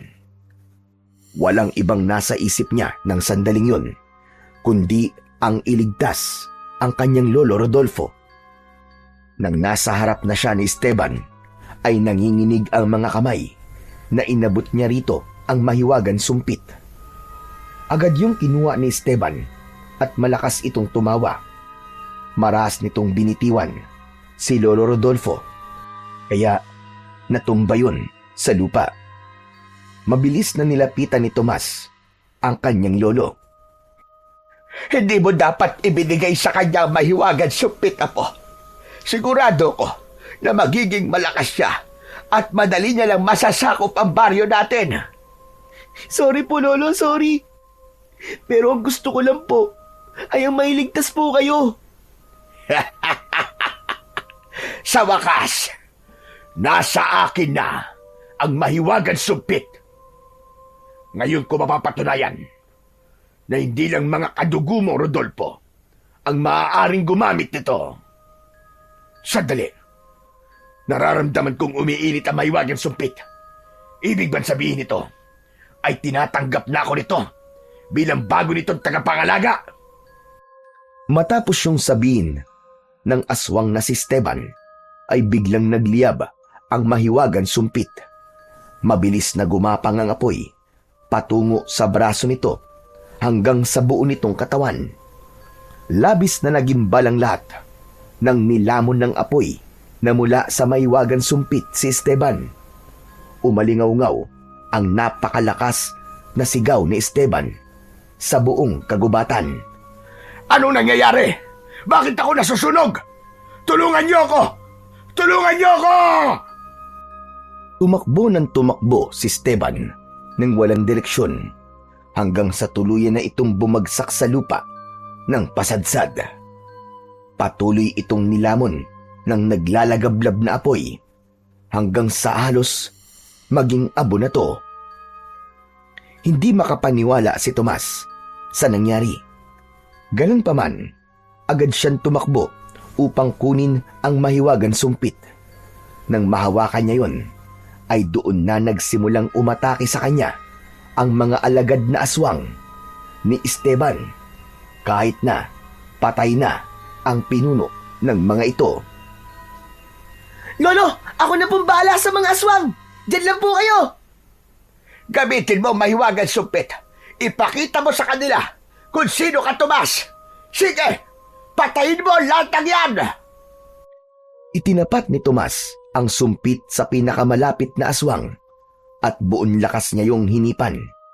Lumabas mula sa sumpit ang isang matalim na tinik na kumislap sa hangin na para bang nagdala yon ng apoy. Tumama yon sa dibdib ng aswang at agad yung napasigaw at nalusaw hanggang sa tuluyan yung naglao na parang abo. Diyos ko po! Napakalakas pala ng sandatang to! Hanggang sa dumagsana ang mga aswang pasugod kay Tomas. Sunod-sunod niyang hinipan ang sumpit at bawat tinik na lumalabas ay parang kamatayan na sumusugod sa mga halimaw. Tumama ang mga tinik sa mga aswang at lahat ng mga tinamaan nun ay nalusaw at mabilis na binawian ng buhay. Nang may isang aswang na lalapit kay Lolo Rodolfo, ay agad na itinapat doon ni Tomas ang sumpit at malakas niya yung hinipan. Bago pa man magawan sakta ng aswang ang kanyang Lolo Rodolfo, ay bumaon na kagad ng tinik sa leeg ng aswang na agad namang ikinamatay nito. Yun na ang huling aswang at lahat ng alagad ni Esteban ay nagawang paslangin ni Tomas gamit ang mahiwagang sumpit na mula sa natutulog na bulkan.